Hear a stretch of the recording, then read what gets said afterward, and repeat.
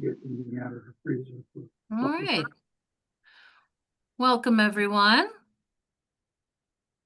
Nice to see y'all. I thought we had Kitchery. No, I put the Kitchery back in the freezer.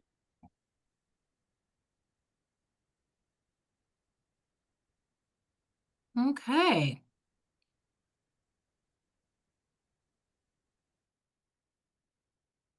Well, I would like to welcome everybody to our second session in the Beginning Care Farming series.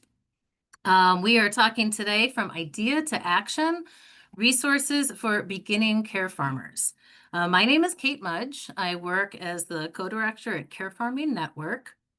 And I'm joined today by Tess McKeel from National AgrAbility Project, and also Emily Weaver and Alexis Ashworth from Root and Nature. So together we'll be sharing tools and resources to help you all feel supported on your care farming journey. Our webinar is going to last about an hour. We'll stay an additional 15 to 20 minutes, or maybe we'll end a little early, but we will have about 15 minutes for some Q&A discussion at the end. We'd also love to know where you're joining us from. So if you'd like, you can please introduce yourself in the chat. We love to see who you are, maybe what state you live in, whether you're connected to a farm or an organization. And finally, a quick note. So this session is being recorded. Everyone who registered for it will receive a link to the recording and all of the presenters' slides within a week. And lastly, I just want to note that we're able to host the Beginning Care Farmer series in part through a generous grant from USDA's Northeast SARE, and we thank them for their support. So with that, let's jump in.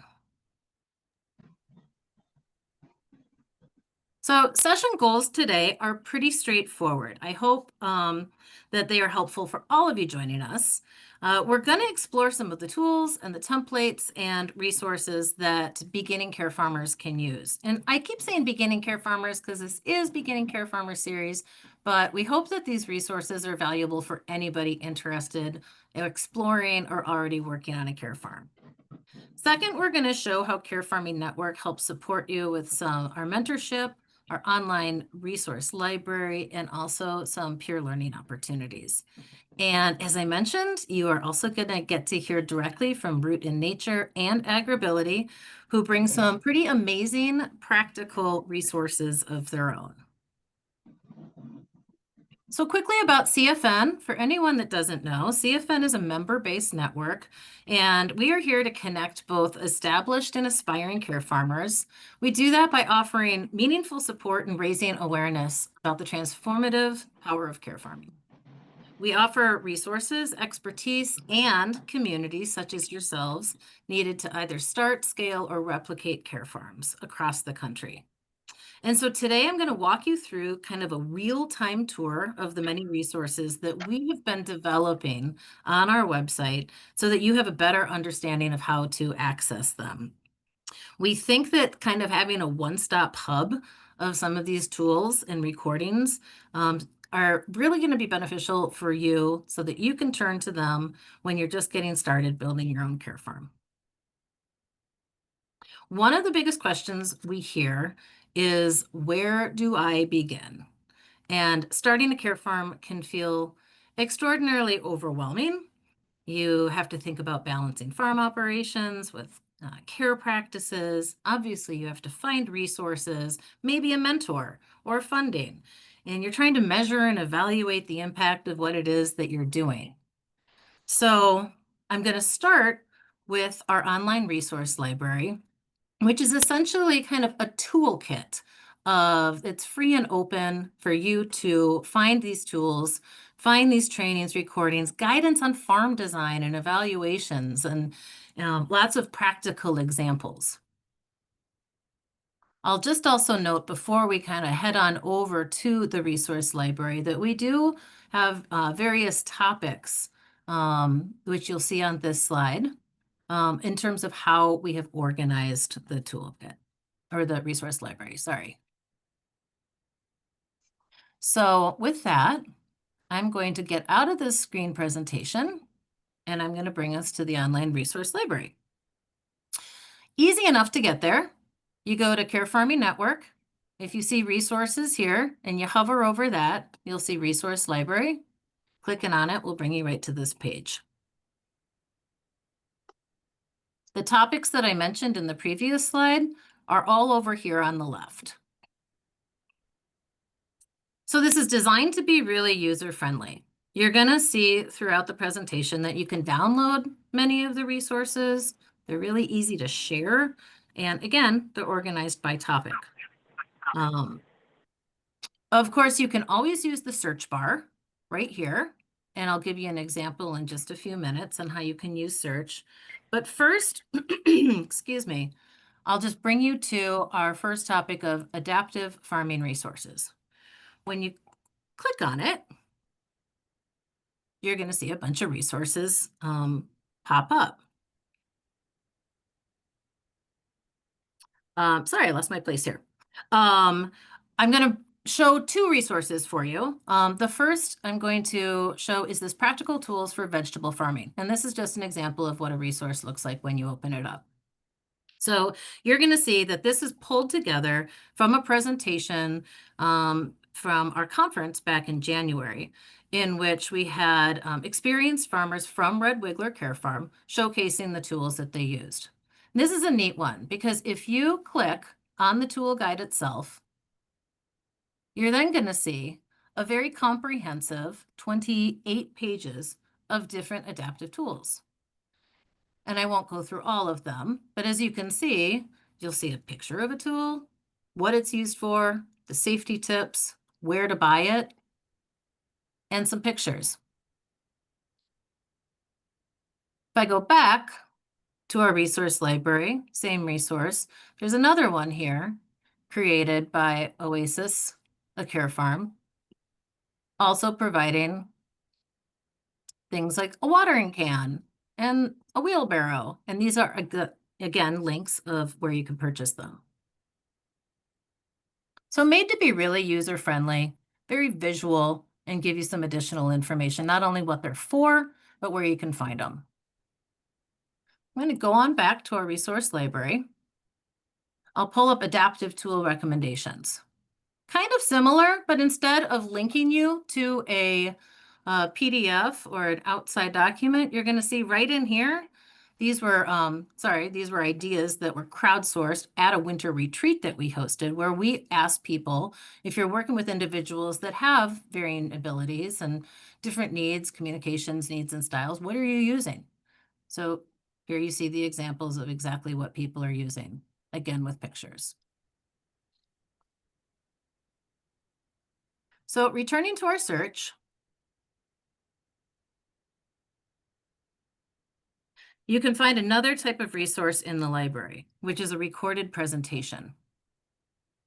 So this matching abilities to farm jobs and tasks is actually a presentation by Andrea, which is exactly that. This was at a PASA's Sustainable Ag virtual conference. And this is an example of a recording that you can simply watch the recorded presentation where Andrea was walking through, again, practical strategies for managing daily farm tasks in an inclusive environment at Red Wiggler. And she shared about Red Wiggler's model. And I bring this up because these recordings that we have are really great. You get to learn directly from people with knowledge and practice who are putting these ideas into action.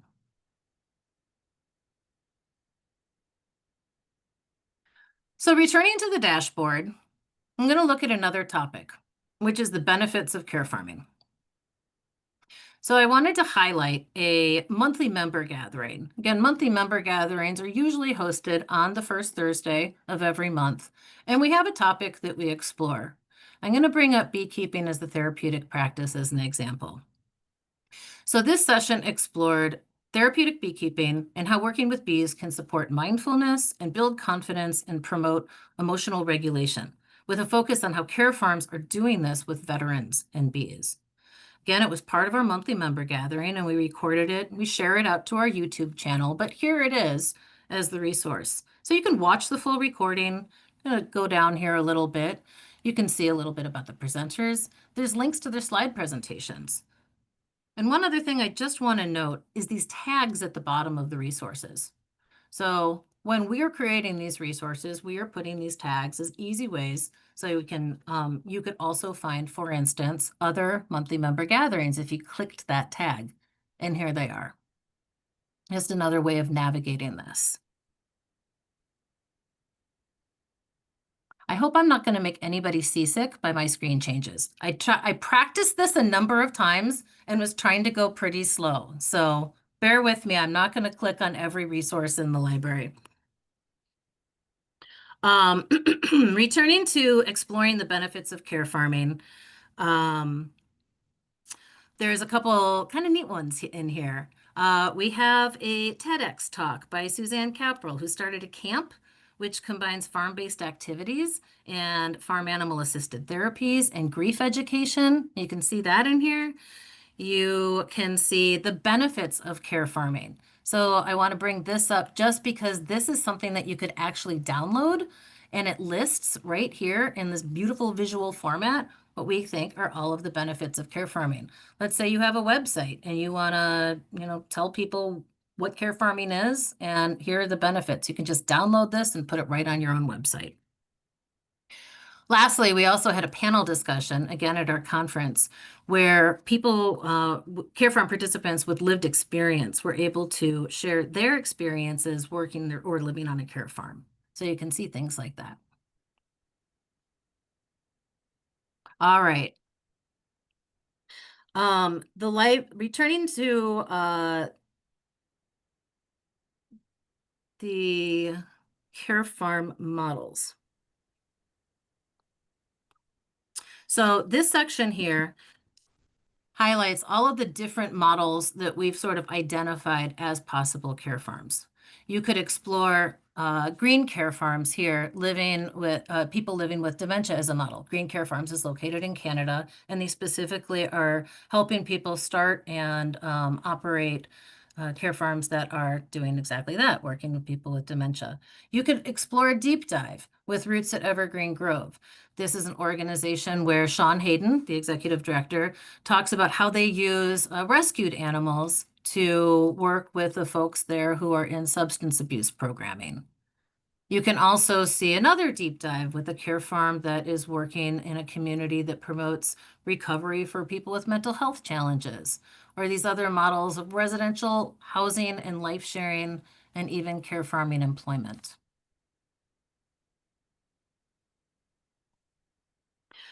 One of the things that we have worked really hard to include in this library is research.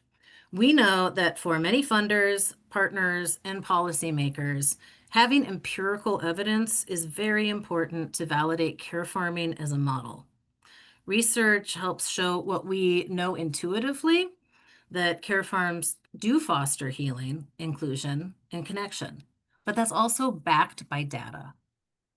So our research section is constantly growing. It includes papers, conference presentations, summaries of new findings, and we're adding to this on a regular basis.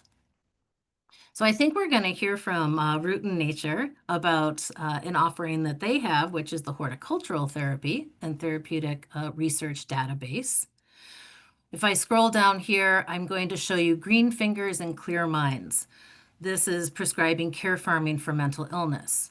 Now, this is an example of a research study that was conducted in the UK. The reason I chose this one is you're going to see that if it's a research study, we're not going to include usually the entire research study. What you can do is kind of see a synopsis of it. And if you scroll on down, you can, excuse me, click here and you could find the full article.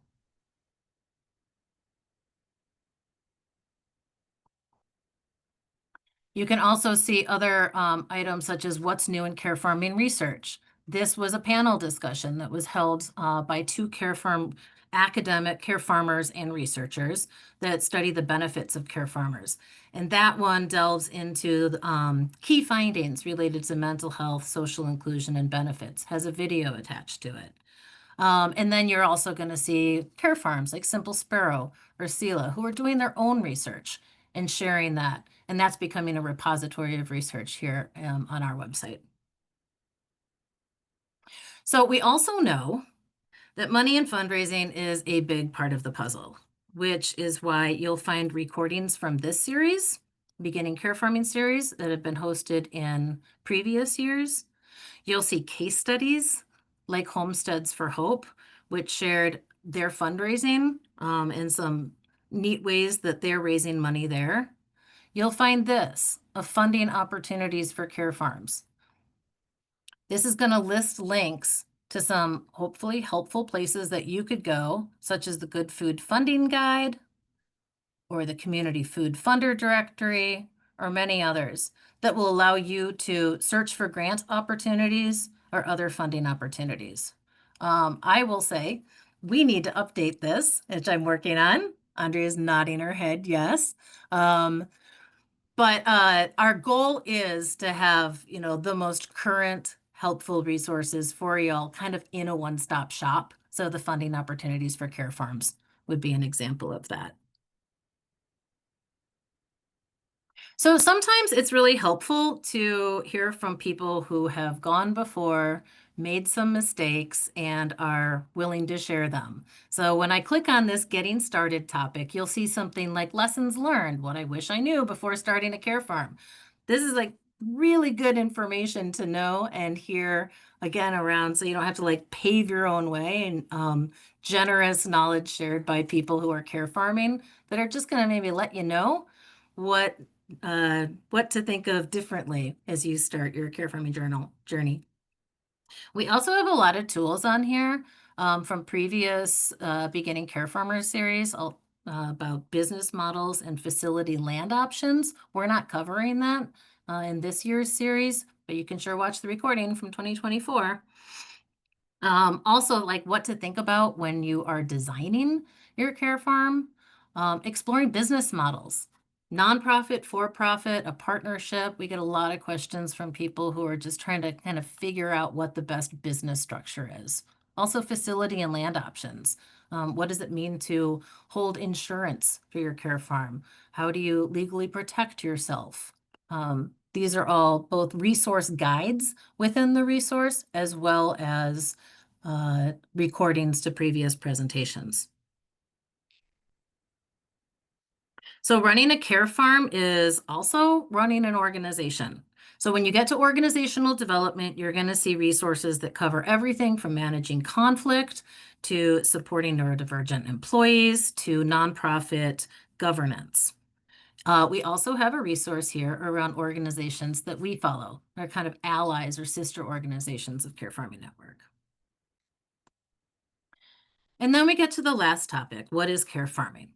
Because if you're still asking the question or being asked by others, what exactly is care farming? We have podcasts, articles, and recordings to help you out. I want to specifically bring your attention to a presentation that we hosted earlier this year called Shaping Our Language, Strengthening Our Movement. And this is a conversation about care farming language. I bring this up because not only is this a presentation and slides available for you, but it's so important to us because we discussed as a community how language plays a powerful role in communicating the impact of care farming, advocating for care farming, and really fostering inclusivity within care farming movement and community. So within those care farming definitions, also included is terminology, even like terminology that is continuing to evolve, because we do believe that working to develop a shared language really will help to strengthen and unify the care farming movement for those that are in the care farming movement. I just think that this is a really valuable resource. I highly encourage you to check it out. So now that we have covered the resource library, I do want to briefly highlight just a couple other places that you might find some helpful information. going to go up here to our news page. And our news is simply like divided into these various topics where we are featuring stories about individual care farms. We're sharing links to articles where care farms have received press and media attention. We have this growing repository that shows like how this movement is gaining traction and awareness. It is also a place that you can always check out events. We even have featured farms. And if you click on this every month in the newsletter, we do feature a farm. If you would ever like to be featured in the future, let us know. One thing again, I am going to point out is an article here called Rooted in Innovation, Care Farming Network and the Rise of a New Kind of Farming in America. I highlight this because, again, as we're working to build awareness around what care farming is, what care farming isn't, who's doing care farming, this is kind of meant to be like a, again, one-stop shop article that we feel we'd love to have you share or reference and share with your network. Because I think it does a good job of explaining what can oftentimes be a little bit of a complicated or nuanced defining of a movement. I also just want to point out one other place on our website where we host a What is Care Farming video. And if you go to our homepage and the About, you're going to find it down here.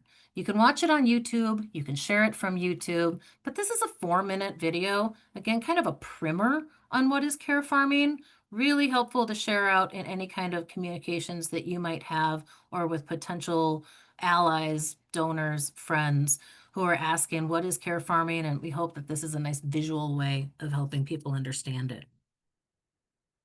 2 last things, and then I'll pass it on over. We have also under our resources, we have the mentorship program. And CFN's mentorship program is just one more possible resource for beginning farmers.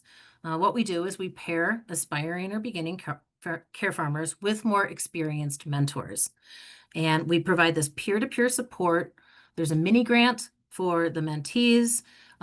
This year was our pilot year and included monthly cohort calls in order to kind of troubleshoot and celebrate progress. Down here, you can actually see who our mentors were. And we're just wrapping up this program in the next few months.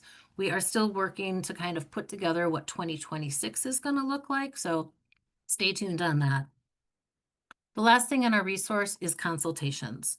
And this page, check it out because many people are not aware that CFN does offer consultations.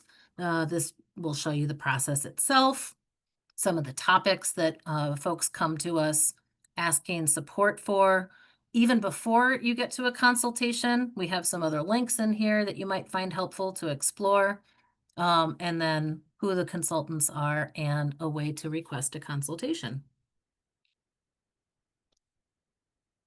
I'm going to go back to our slide presentation.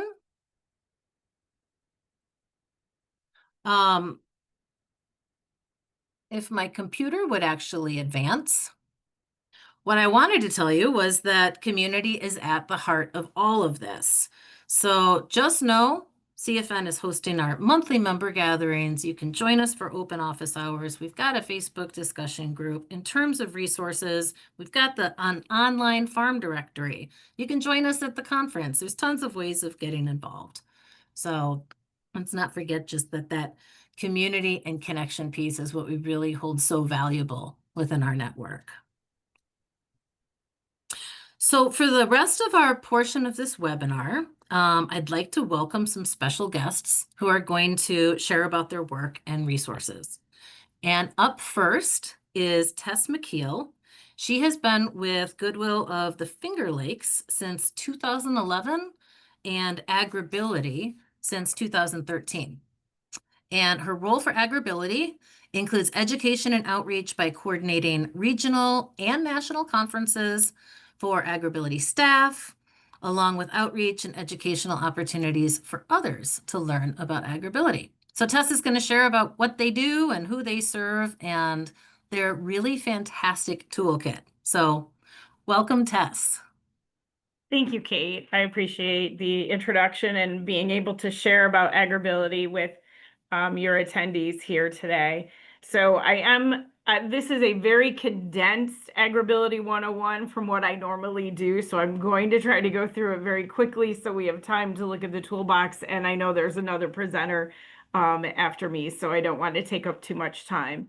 So Kate, you can go ahead and go to the next slide. So AgrAbility, as you see on the slide, it is sponsored by USDA NIFA, and we provide assistance to farmers, ranchers, any agricultural workers, anybody involved in agriculture in any way that may be impacted by a disability, injury, or chronic illness. And that spans a very wide range. I couldn't even list all of the different things.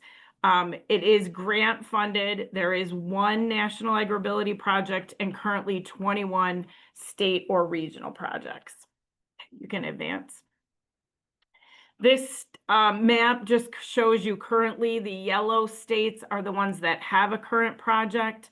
The light gray states are affiliate projects. So at some point they were funded. They are no longer funded through USDA, but they are continuing to run some form of an AgrAbility project. And then the gray states either have never been funded, or if they were funded in the past, have chosen not to continue running any type of AgrAbility program. And this map is on our agrability.org website, and you can click on the state, and then you will get the contacts and different resources. Okay. So we serve individuals that are in production agriculture, and that again can be a wide range. And we are not limited to any type of physical, cognitive, or illness-related impairment. There are a handful thrown up on the slide there, but it is not limited to those. But those are kind of the most, I would say, most served potential physical disabilities or impairments. Okay.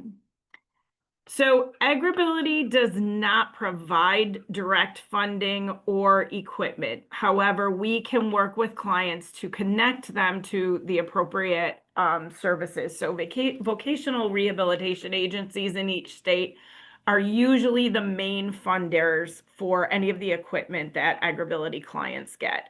And what happens is the AgrAbility staff will write up recommendations and an assessment report and submit that to VR on behalf of the client in order to justify what equipment could be utilized by that farmer. And I would say most of the time it does get approved. The staff have gotten really good at explaining to VR why certain farm equipment or assistive technologies would be appropriate for that person to continue doing that type of agriculture or farm work. Sometimes Voc Rehab does say no, or if Voc Rehab is on a pause, or, you know, all the different funding issues that may come about. AgrAbility can help the client find other potential resources for funding. Okay.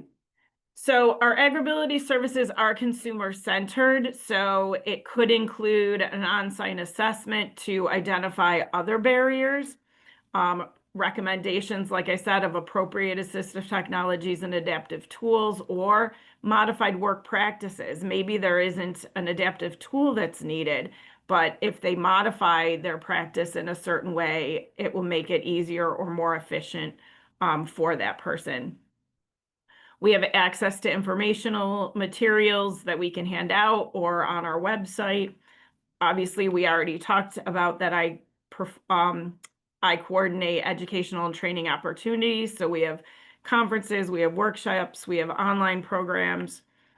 We can help refer them to appropriate services. So even if it's not VR, you know, maybe it's another organization in the state that can help them out. And we also try to connect peers for peer support opportunities. Okay, you may advance your slide. So the next thing I'm going to talk about is our toolbox, and I know Kate referred to it earlier, and that is on our agrability.org website. And if we can, I can share my screen. Yeah, I'm going to stop sharing and allow you. Yep. You should have no problem jumping in there. Okay, perfect. Yep. So what I have up on the screen right now, this is our agrability.org website. And you can see there's different things across the top. We're going to go into the toolbox, but I'll just point out real quick, like services in your state is where that state map comes up. We also have training and events, and so in person or online, and you can click through those to find trainings. And then other resources are publications here. But our toolbox is what we really want to go into.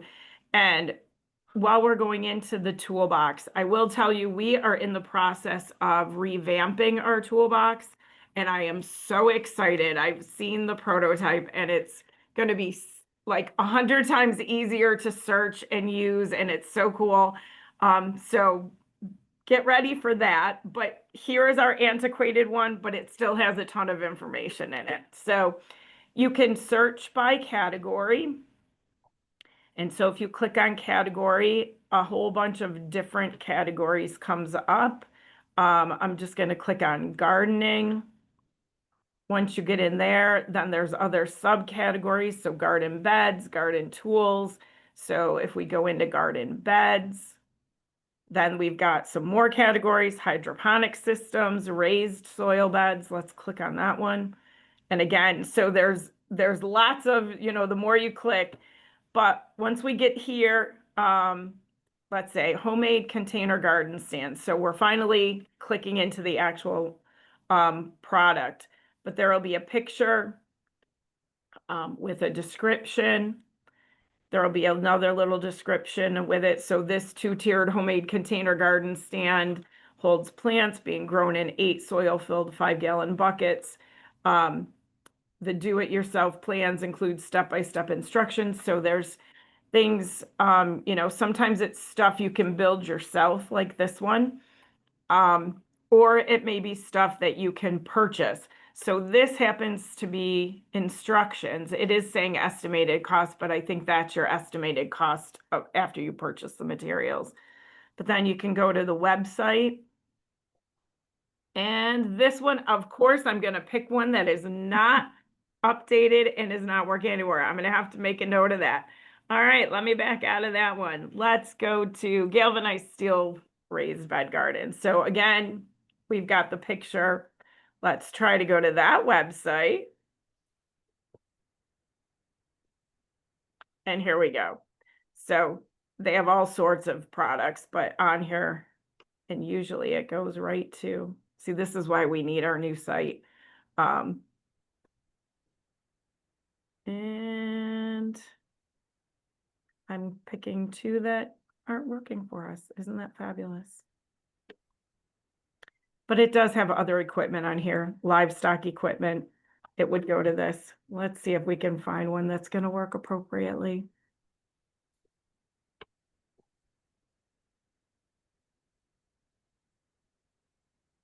Oops, that's the one I just did.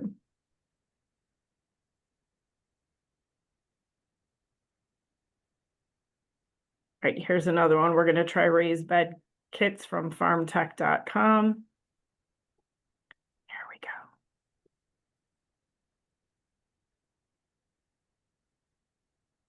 And we're going to just search.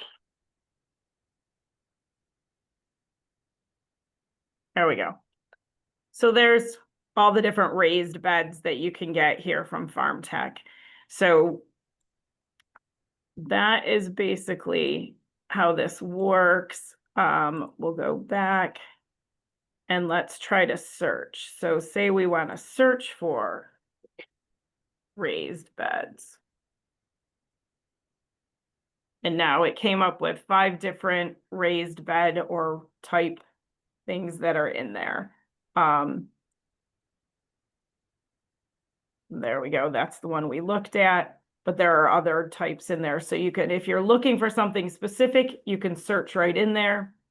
If you want to go back and just search by category, you can do it like we were doing here and just view the different categories. There might be safety and health. That's a huge category. So equipment safety. And then fire protection. Oh, and so that one already says no longer produced. So machinery, fire protection. We are trying to update as we are doing our new system. So again, you'll go in and you'll get, sometimes there'll be a video that you can watch about that particular product. So, all right, that is basically our toolbox. And, you know, if you have any questions, feel free to get in touch with me. There's also on the agrability.org website, there's an opportunity to send questions in there too, and it will get sent to our assistive technology specialists, and then they can answer questions there too. So does anybody have any questions right now? Or Kate, you don't want to do that now, where they can email me? Yeah, I think we're going to do some Q&A at the end. Absolutely. Yeah, but thank you. Yes. I know I've personally found the toolkit really, or toolbox, I think. Box. That's Sorry. okay. Really helpful. I think some of the types of things that you have, like outdoor wheelchairs and accessories for those that might have some more limited mobility, are really interesting. So I know that when we visited with you at the conference and just learned that, again, there's so many resources available to all of us. So Yeah. I'm just really happy that there's going to be more people that know where to find yours and how to find it. So Thank you, Kate. thank you, Tess. So next, we're just going to hear from Root in Nature's founder and CEO, Alexis Ashworth, who's a nonprofit leader and therapeutic horticulture advocate. She's being joined by Emily Weaver, who's the Director of Learning and Community Engagement, also a therapeutic horticulture professional with over 25 years in horticulture and 15 years in therapeutic applications. And they're going to share an introduction to their course offerings and the Growth Network. This is a newer friendship that we've developed with you all at Root in Nature, which we are super excited about. Thank you for being here. And you are screen sharing. I'll leave it to you guys. Welcome. Thank you, Kate. Thank you so much for having Emily and me here. And yes, we're really enjoying our budding partnership and learning about all the resources that are available. I know Emily's mouth was probably salivating with all the tool talk. Emily is quite excited about tools and developing an extensive resource around tools as well. So I'm sure we've got lots in common. Yeah, so we're here to share a bit about our organization, about our course, about our growth network, and our free research database as well. And we'll try to do it as quickly as we possibly can. So Root in Nature, in case you're not familiar, is an organization that strengthens human health by connecting people with plants and nature through therapeutic horticulture, while also serving as a training hub and a professional growth platform for practitioners in the field. So we're really all about helping expand the field of therapeutic horticulture, the practice of therapeutic horticulture, and also, just like yourselves, providing resources and support and kind of a feeling of a team with therapeutic horticulture practitioners and people who are practicing. So I'm going to turn it over to Emily to define what therapeutic horticulture is, in case you're not familiar. Over to you, Emily. Thank you. Yeah, great to be with you all. So some of you may have heard, may know already what therapeutic horticulture is, because it is so incredibly allied with care farming. And some of you who are more experienced with care farming may already be doing therapeutic horticulture and not getting full credit for all that you do. But to make sure that we're all working from a shared understanding of what TH is, it's a professionally facilitated practice that uses gardening and other plant and nature-based activities, including agricultural activities, to support people working towards their goals. And so these goals could be emotional, they could be cognitive, social, physical, and one of my favorites, vocational, also very well aligned with care farming. And the way that TH is different from traditional gardening is really that you're working alongside a trained facilitator to work towards either very specific individual and group goals or much more general, kind of more loose community-based individual or group goals.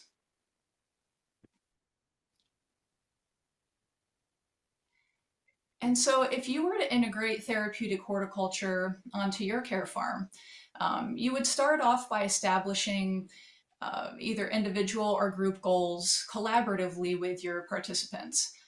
So if you're inviting people onto your property and you would have an opportunity to kind of assess their needs and develop goals so that then you could monitor them. And with TH, because it's a community-based practice, you know, it doesn't have to be clinical assessment and rigorous monitoring.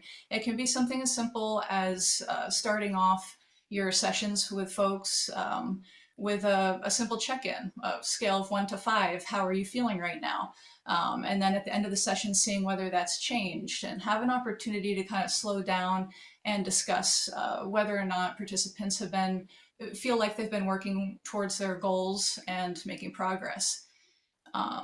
And another thing that you may do is supplement the farm work that you do with participants with herb and flower-based TH activities. And also this could include value-added product development, which I'm sure a lot of you have interest in doing since it is such a financially rewarding activity, especially for farms. And so Alexis will talk a little bit more about the activity database that we have, but the TH activities are a little bit different than traditional farming activities because it gives you a chance to slow down and take a look and integrate what you're experiencing physically, emotionally, on the farm, doing the activities that you're working on, and integrate it into your experience, into your mind, into your emotions, so that you can understand it better and again work towards those therapeutic goals. And so along with the activities, this could also include integrating more mindfulness and sensory exploration opportunities, because research tells us that these things help us regulate our nervous systems, and this contributes to a therapeutic experience. So for those who are interested in integrating therapeutic horticulture into your care farm, or even folks who aren't involved with horticulture or agriculture, anybody is welcome to take this Introduction to Therapeutic Horticulture course that Root and Nature offers. This is your entry point into therapeutic horticulture. And what I love so much about this is that it's completely 100% online and self-paced. So we've built it specifically for people who work and who have busy lives, because we're busy and we know that that's what people need in order to access this important training. Because through this course, you'll not only learn what therapeutic horticulture is and why it works, why it's beneficial, who we work with. You also start to learn some facilitation strategies. So especially if you're starting off as a care farmer, if you've never had training on how to work with people of diverse abilities and a range of impairments and disabilities physically or emotionally, you may be a little bit nervous. I know a lot of TH practitioners are in the beginning. And so this course kind of gives you an introduction into how to work with these populations ethically and safely. And as Alexis said, I am a bit of a tool nerd, and I love thinking about practice. I love thinking about how to make nature-based activities accessible to people. And so you'll also learn a lot about adaptive tools and techniques that enable access. The intro course is a prerequisite to all of our advanced course offerings. And so, if you continue on with training after this, you don't have to, but if you would like to, then you could go on to earn a whole certificate. And of course, then this formalizes your knowledge and always contributes to, if you're looking to apply for grants and things like this, it kind of just shows that you have an understanding of therapeutic principles and how to integrate that on a farm setting. So with the intro course, what is included, we try to really set everybody up for success as much as we can. So you get lifetime access to the course, which has 7 lessons and 69 topics, so you can use it as a reference. And you also get a certificate of completion and the digital badge that you see here. The digital badge can be put on your website to show that you're allied with therapeutic horticulture, and could also be used on your resume if you wanted to show this, that you're a therapeutic horticulture ally. If you become a certified facilitator, that's an even higher level of achievement and shows that you have a verified knowledge of therapeutic horticulture on an advanced level. And right now we're also including 6 months free membership to the Growth Network, which Alexis will tell you about in just a second. And so that comes all included with the intro course to get you set up for success. It's only 10 to 12 hours commitment, so you can watch it 15 minutes at a time over a span of weeks or months, or you can binge watch it like Netflix, and which a lot of people do because they get so excited. So yeah, definitely a good way to formalize your knowledge and to ensure that when you're working with folks in natural settings, that you can keep them safe and ensure that they're working towards the goals that they really intend for themselves.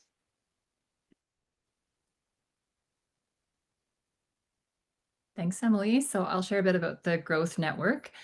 It is a community of just over 250 professionals who are all working in therapeutic horticulture in some capacity. There's a variety of people and different backgrounds in the Growth Network. We have people who are therapeutic horticulture practitioners, registered horticultural therapists, but we also have allied professionals. We have social workers, psychologists, recreational therapists, students, people who are learning, and people who are experienced. It's a really nice mix.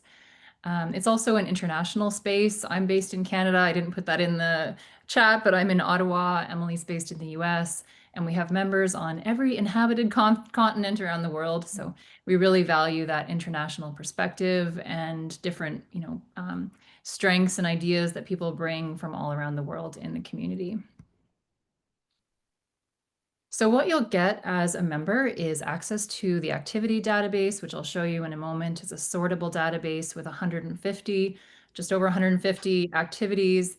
We put out 4 new activities every month. You get a newsletter on the first day of every month with 4 activities, and they're typically seasonal, so you can plan around those activities that you get each month.